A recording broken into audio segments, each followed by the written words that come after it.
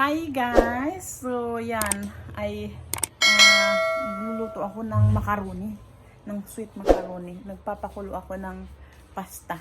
Hayo, actually wala pa, hindi pa kumulo ito. Yan. Yan, nagluluto ako ng pasta. Parang ang dami kong tubig. Ano, ikakaunti lang naman itong lutuin ko. Elbow macaroni para gagawin kong sweet. 400 grams lang pala ito. Itong ano ko, pero ba't dami kong tubig. So yan, pakuluan ko lang, tapos lagyan ko lang ng konting asin. Hindi ako naglalagay ng mantika sa ganito ng oil. Kasi ayun sa, parang may naatinan ako ng seminar. Sabi ng isang chef na no need na maglagay ng mga, anong tawag doon, ng mantika mismo sa ganito. Dapat pag naglalagay ka like sa yung pang spaghetti na pasta, dapat yung pagkaalis mo na, kasi kung ang purpose mo para hindi magdikit-dikit, hindi ko lang alam kung sure, pero yun ay ginaya ko actually. So yan, yun lang. So yan guys, kumukulo na ang aking tubig. So lalagay ko na itong pasta ko. Yan. Yan. Hindi ko na pala takpan. Haluin na lang natin.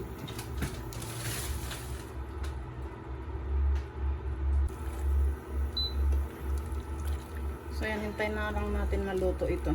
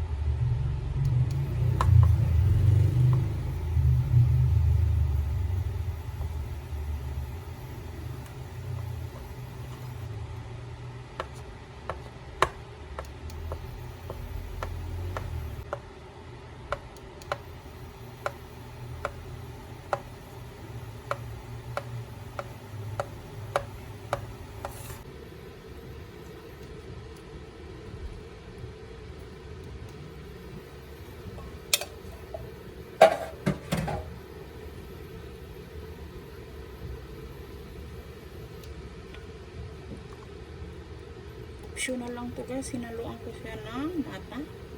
Kasi may nata ako dyan. Dahil kaunti lang na lang, hinaluan ko na lang siya. So yan. Tapos, nalala tayo ng titikman ko na lang. Maliit ata itong haluan ko.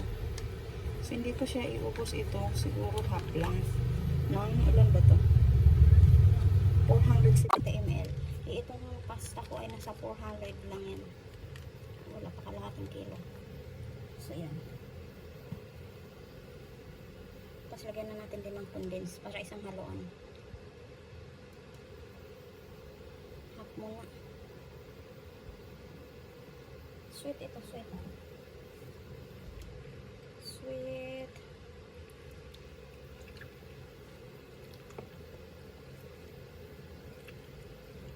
Pwede din siya lagyan ng pasas. Wala lang akong pasas.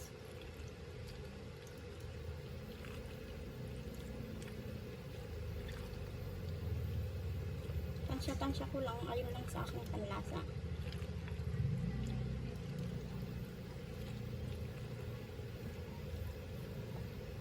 Pwede pa siya dagdagan ng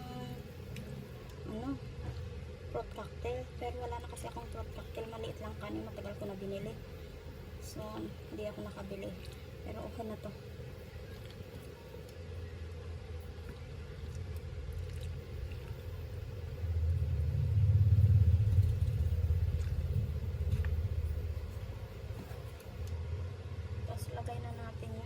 iniwan nating cheese.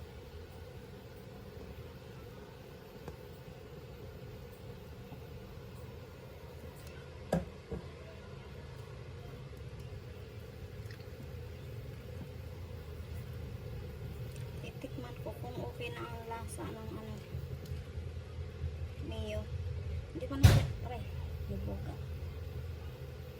hindi ko na siya lagyan ng all-purpose cream. Sa mayo na lang. Pero tikman ko pa rin. Parang kulang pa nga.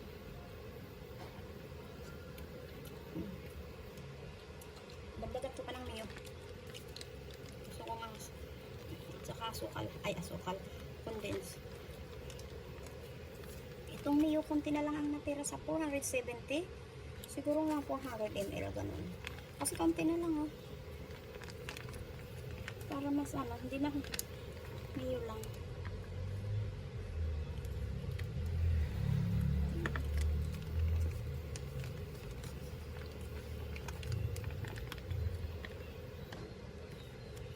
Tapos condense. Ubusin ko na yung condense. Konti na lang talaga.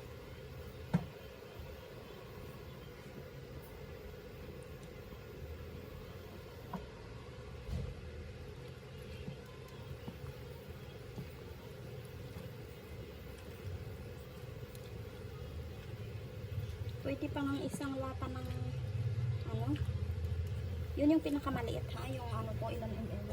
Pwede dalawang lata ng fruit cocktail.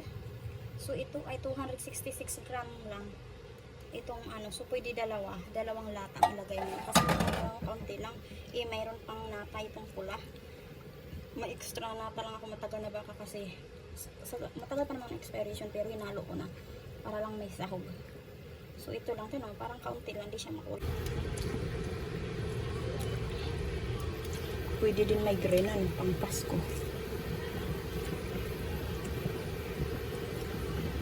So ayan. So ayan, okay na to.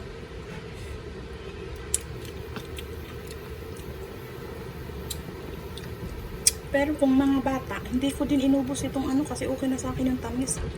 Pero kung sa paglamig nito, mas ano pa. So, I suggest siguro kung mga batang kakain, ubusin na lang isang lata ng condense, no? So, yan, okay na yan. Palamigin na natin. Para bukas, masarap na kainin.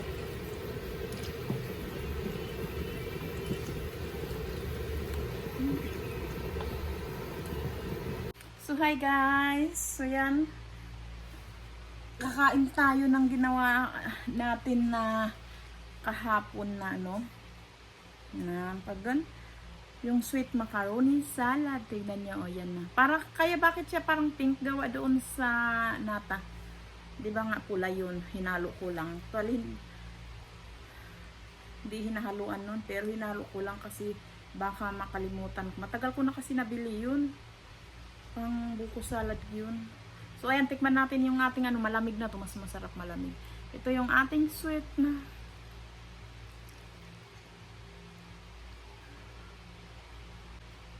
kain. Kain tayo, 'di ba? Kita niyo yung creamy.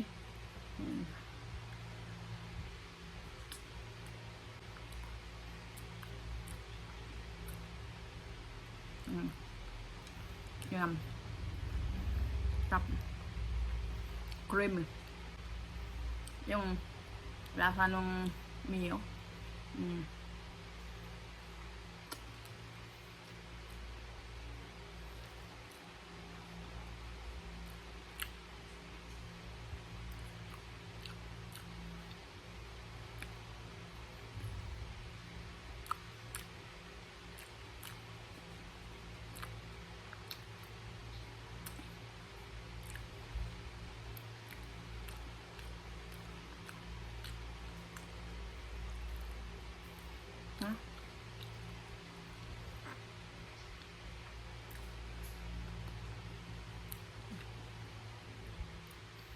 Alam mo, minsan lang ako kumain ng ganito.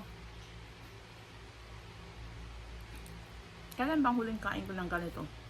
Hindi ko alam kung ilang taon na. Kung kailan ako 2025.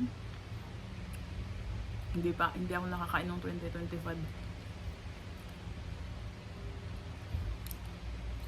2024. Ewan ko. Parang hindi din nata ako nakakain 2024. Hindi ko tanda na nagawa ako.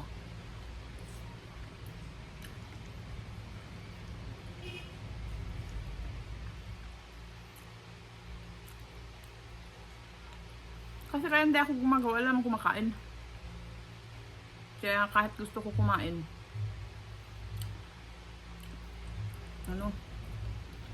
hindi ako naggagawa kasi ako lang ang kakain. Diyan sila mahilig sa ganito. Wala na akong pagbigyan.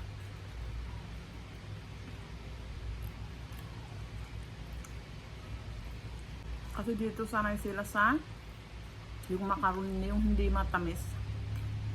Yun, yung may manok, yung ganun lang, yung mayo, yung walang condense. Yung ganun lang, parang cheesy lang siya. Walang condense, hindi siya matamis. So yun, parang ganun sila sanay.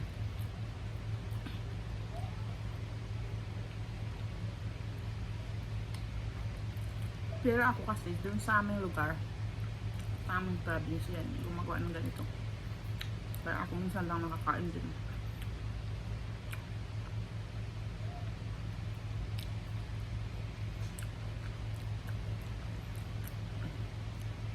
Ewan ko yung kapatid ng asawa ko kung kinain. Kasi nung mga sinaros din dati, maliit pa, kumakain sila pag gumagawa ako. Kumakain sila ng ganito. Ewan ko kung kinain. Pinadalaan ko doon sa kabilaan. Sa dessert nila. Pero yung pamangkin ko kumakain ito. Stino.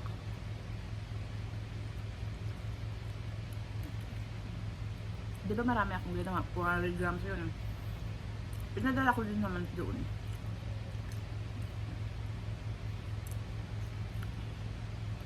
Napi ko. Ewan ko kung kinain nila. Ako mayroon pa ako doon nakatabi. Marami yun.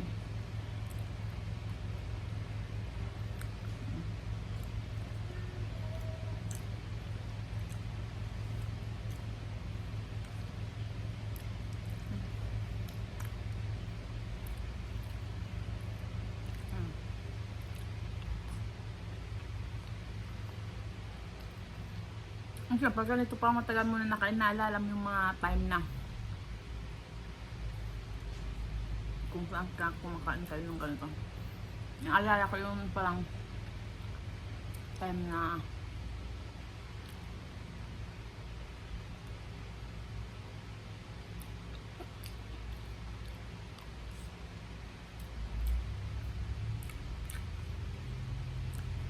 parang sa amin pa. Aming province. So ayan, ganito na lang guys ang ating vlog. Thank you for watching. Don't forget to like, to share, at subscribe guys. So thank you. Bye! Friendship